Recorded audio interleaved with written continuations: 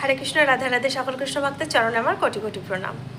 তো আজকে আমি একটা কথা বলতে এসেছি, সেটি হচ্ছে যে অনেকের মনে প্রশ্ন হয় যে একাদশীর পরদিন যে তোমরা পালন করো, সেই পালনটা কি? তো ধরুন, আপনি দুর্গা পুজো, কালী পুজো, লক্ষ্মী পুজো, আপনারা যে কোনো উপবাস করছেন, করার পরে আপনারা যদি পুজোর পরে চরণামৃত না খান, তাহলে কি আপনাদের উপবাসটা সম্পূর্ণ হয়? মানে উপবাসটাকে আপনারা ভাঙতে পারেন? ভাঙতে পারেন না। তদ্রূপ একাদশীর পরদিন যে সময়টি নির্ধারণ করা থাকে, সেই সময়ের মধ্যে আমরা যদি পঞ্চশস্য গ্রহণ না করি, তাহলে আমাদের একাদশীও কিন্তু সম্পূর্ণ হয় না।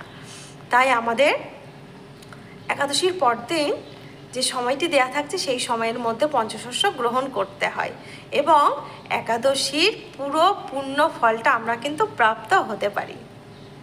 আপনারাও কিন্তু অবশ্যই এটি পালন করবেন।